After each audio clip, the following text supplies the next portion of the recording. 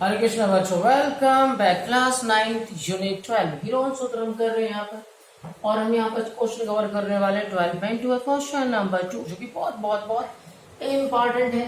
और हम देखते हैं यहाँ पर किस तरीके से हम सॉल्व कर सकते हैं, किस तरीके से हम डील कर सकते हैं। राइट, तो मैं देखो पहले मैं इसको रीड करता हूँ, वो बता दो कि किस तरीके के क्वेश्चन में क्या कहा जाने के थे। एक चतुर्भुज एबीसीडी का क्षेत्रफल आपको याद करना है। राइट, एक चतुर्भुज है जो एबीसीडी है, जिसमें ए बी 3 सेंटीमीटर है, BC 4 centimetre, C D 4 centimetre है। राइट, और आपके पास यहाँ पे D A 5 centimetre, A C 5 centimetre. ठीक है, इस तरीके से आपके पास ये क्वेश्चन आपके पास गिवन है और आपकी इसकी मदद से आपको क्या करना है, क्वेश्चन को सॉल्व करके दिखाना है। ठीक है, तो यहाँ पे इसके लिए हम क्या करेंगे, एक एक्चुअल फिगर बनाते हैं। तो देखो यहाँ ए बी से शुरू करता हूँ मैं। देखो एक ए बी लिया मैंने, यहाँ पर आपके पास ए और बी, ये आपके पास आ गया 3 सेंटीमीटर। राइट, फिर क्या बेटा एक बी सी लिया, ए बी और ये बी सी।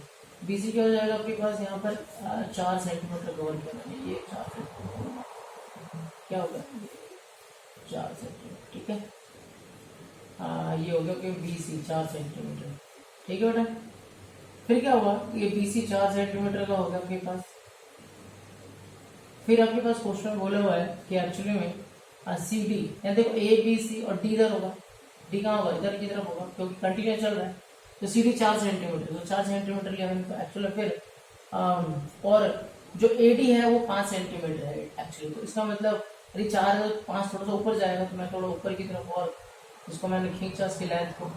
ठीक है बेटा, ये 5 सेंटीमीटर होगा। ठीक है, और ये 4 सेंटीमीटर बोला तो मैंने इसको मान लिया, ये आपके पास ये गया, ये 4 सेंटीमीटर।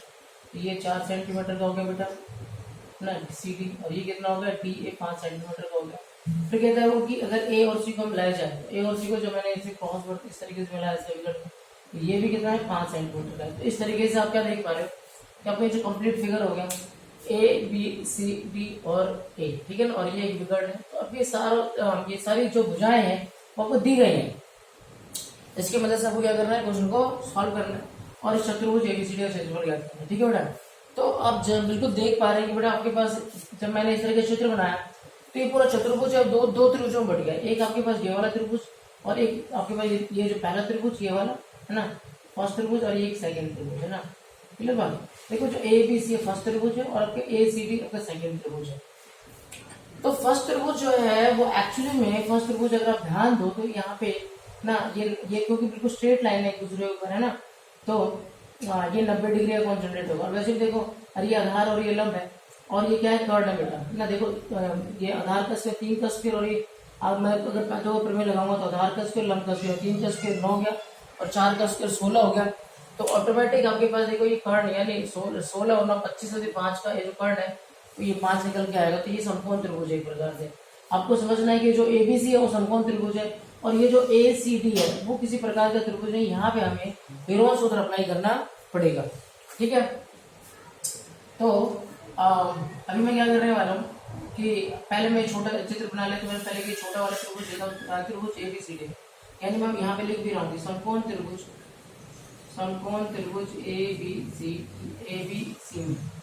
ठीक है बेटा, ए बी सी समकोण त्रिभुज है, इसलिए बोल रहे हैं कि देखो आधार का स्क्वायर और लंब का स्क्वायर अगर अप्लाई करोगे तो कर्ण मिलेगा ना। तो 3 4 और 5 है ना, तो ये क्या है, कॉम्बिनेशन है किसका, समकोण त्रिभुज के क्षेत्र समकोण त्रिभुज की जो भुजाओं का कॉम्बिनेशन। ठीक है, तो समकोण त्रिभुज एबीसी में आधार इसको मान के चलते, आधार क्या होगा आपके पास ए बी है, आपके पास 3 सेंटीमीटर, और ये जो कर्ड है ये सॉरी लंब है, लंब क्या आपके पास लंब है आपके पास बी सी,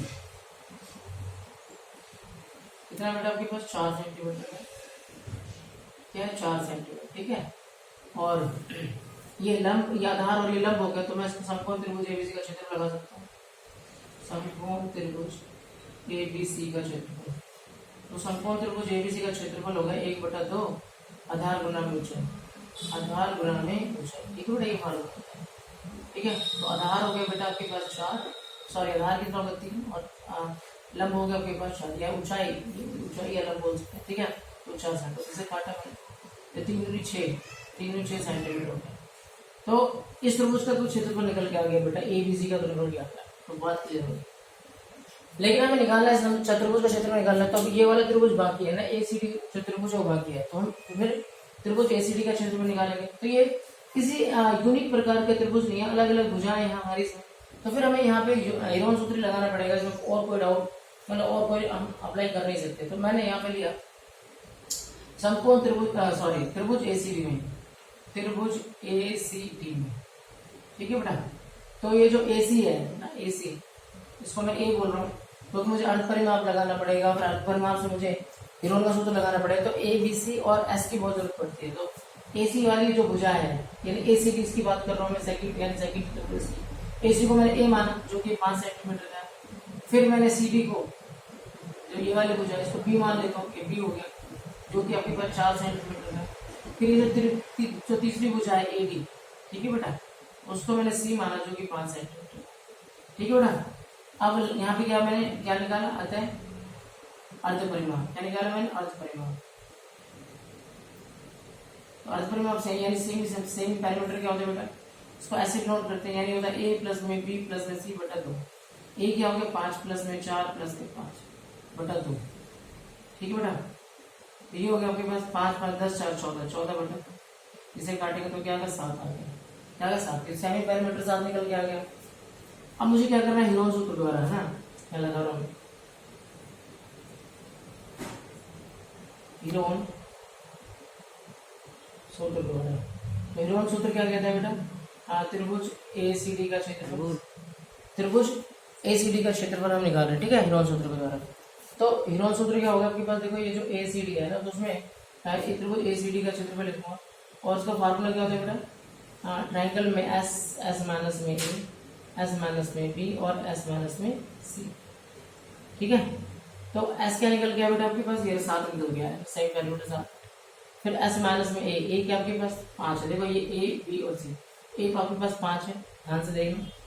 फिर आपके पास एस माइनस बी के आपके पास 4 है, और फिर एस माइनस सी और सी के आपके पास फिर से 5 है ना, एडी मैंने ये 5 यहाँ पे घटाया, ठीक है। फिर यहाँ पे आगे बढ़ते हैं, 7 में से 5 गया तो आ गया 2, 7 में 4 गया तो गुना में बच गया 3, और 7 में 5 के फिर से 2 आ गया, ठीक है।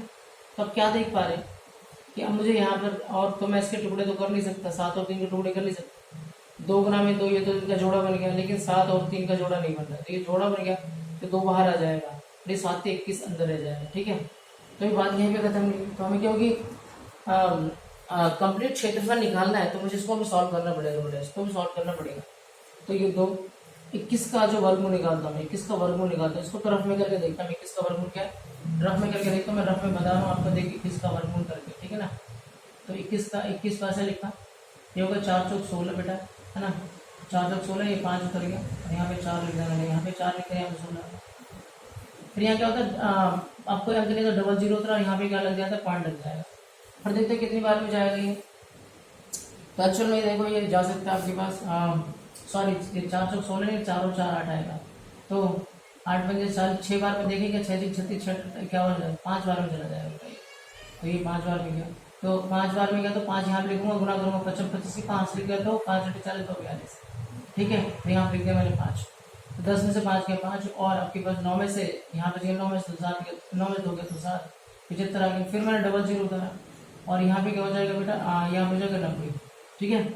फिर 405। अब मैं यहाँ पे क्या लिखूँ, ये आपको देखना पड़ेगा, यहाँ पे क्या लिखूँ कि तो यहाँ पे मैं साफ दिख रहा है मेरे को। देखो आप लिखने के लिए क्या होता है, एक अंक यहाँ पे छोड़ दो, आप एक अंक यहाँ लिखना है, वो यहाँ लिखना है, तो एक अंक आप यहाँ छोड़ दो, है ना। तो आप देखो ये 9 का पहाड़ा पड़ गया, नहीं 2 अंक बन गया, 2 अंक यहाँ छोड़ा, 2 अंक, तो 9 का पहाड़ा पढ़ के देखा 75 कितनी बार है, तो 8 बार में जाता है। तो इसका मतलब 8 बार से अगर मैं करा तो लगभग 8 बार में चला जाएगा। 72 सॉरी 8 to 64 हो गया, और 8 में 72 हो गया, ठीक है बेटा। तो 10 में से 4 गया तो 6, और 9 में से 6 गया तो 3 आ गया, और यहाँ पे 4 में से 2 गया तो 2 आ गया। तो यहाँ पे मैं 8 लिख सकता हूँ। तो अल्टीमेटली क्या है, आपको समझ में आ रहा है कि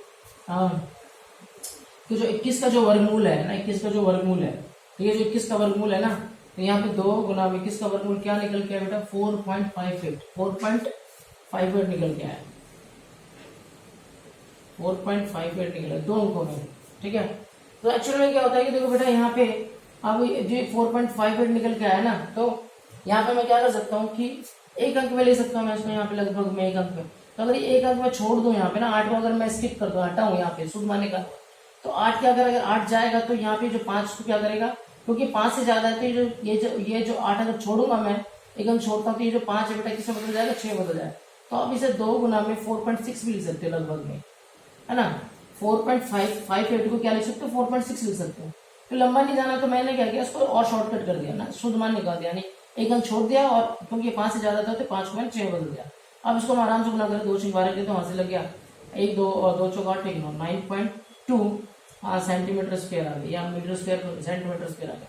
तो इस त्रिभुज का क्षेत्रफल निकल गया, जो सेकंड पार्ट है उसका निकल गया 9.2 सेंटीमीटर स्क्वायर, ठीक है। अब पहले त्रिभुज का भी निकल चुका, दूसरे का भी, तो मैं लिख सकता हूँ अतः यहाँ पे फाइनली क्या आता है, चतुर्भुज ABCD का क्षेत्रफल, ABCD का क्षेत्रफल, ठीक है। तो क्या हो जाएगा, इस वाले त्रिभुज ABD का क्षेत्रफल, ABD का प्लस त्रिभुज ACD का क्षेत्रफल, त्रिभुज ACD का क्षेत्रफल, ठीक है। तो ABD का क्षेत्रफल निकल गया आपके पास 6 और ACD का क्षेत्रफल जो निकल गया वो 9.2 निकल गया, ये ना, ठीक है ना।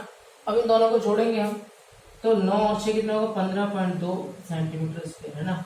लगभग में लिखेंगे, लगभग क्यों लिखेंगे बेटा, क्योंकि एक्चुअली में यहाँ पे मैंने पूरा पॉइंट जो एक्चुअल में आंसर आया था वो मैंने लिया नहीं, अशुद्ध मान निकाल के एक अंक में कन्वर्ट करके किया, तो ये लगभग में ही निकल गया है ना, कंप्लीट एग्जैक्ट, क्योंकि पूरा, क्योंकि ये जो पूर्ण ये जो 21 है परफेक्ट स्क्वायर नंबर में पॉइंटों में आना था, पॉइंटों में आना था, तो फिर पॉइंटों तक हम तब तक निकालते रहते हैं, ठीक है ना। तो अशुद्ध मान निकालने के एक अंक या 2 अंक का प्रयोग करते हैं और इस तरीके उसकी मदद से फिर हम उसका क्षेत्रफल निकालते हैं, इसलिए तो ये लगभग में निकल के आएगा, तो आपके आंसर में भी क्या होगा, लगभग लिख के आएगा, ठीक है। तो इस तरीके यहाँ पे आपका जो सेकंड क्वेश्चन है कंप्लीट हुआ और इजी है। देखो यहाँ पे आपको समझना ये है कि आपको ना कई ऐसे ट्रायंगल्स आपके पास दिए गए होंगे जिसमें हीरोस तो नहीं लगाने की जरूरत होगी, जिसमें नहीं लगाने की जरूरत पड़े, तो आपको ये बात समझना है इसमें ध्यान से। और दूसरा आपको देखना है कि दूसरा त्रिभुज में लगाना पड़ा, हीरोन सूत्र लगाना पड़ा, ठीक है बेटा। तो इन दोनों की मदद से फिर हमने इन दोनों का अलग अलग क्षेत्रफल निकाल के इस चतुर्भुज को कंप्लीट इसका क्षेत्रफल निकाला। आप ये भी सोच रहे होंगे कि ये डायरेक्ट हमने चतुर्भुज का क्षेत्रफल क्यों नहीं निकाला, तो बेटा किसी प्रकार का चतुर्भुज नहीं है, अलग अलग भुजाएं हैं सी, है ना। अगर ये चतुर्भुज किसी प्रकार का होता है, जैसे कि मान लो आयत होता तो आयत का क्षेत्रफल होता है लंबाई गुना चौड़ाई, है ना। वर्ग होता तो भुजा गुना भुजा, तो अगर समलंब होता तो किसी प्रकार का चतुर्भुज नहीं है, इसलिए हमें किसी स्पेसिफिक प्रकार का नहीं है, तो हम उसका क्षेत्र सूत्र डायरेक्ट नहीं लगा पा रहे, इसलिए हम अलग अलग ब्रेक करके हमें त्रिभुजों में बांट कर फिर हमने इसका अलग अलग क्षेत्रफल निकालकर इस चतुर्भुज का कंप्लीट चतुर्भुज का क्षेत्रफल निकाला है, ठीक है ना। तो होपफुली आपको ये समझ में आया होगा ये क्वेश्चन, और समझ में आया तो ध्यान से आपको समझना है, अपने नोटबुक से नोट करना है और बार बार इसकी प्रैक्टिस करनी है। जितना आप प्रैक्टिस करेंगे उतना मजबूत होते चले जाएंगे, ठीक है ना। तो प्लीज इस चैनल के साथ बने रहना है आपको, और अगर इस चैनल के साथ आप नए हैं तो प्लीज उसको सब्सक्राइब कर लो, ताकि अगले वीडियो का नोटिफिकेशन आपको बहुत जल्द मिल जाए, है ना। मतलब आपको जैसी वीडियो अपलोड हो आपको नोटिफिकेशन मिल जाए और आप उसी वीडियो को देख पाए, ठीक है। तो मिलते हैं फिर अगले वीडियो के साथ, थैंक यू।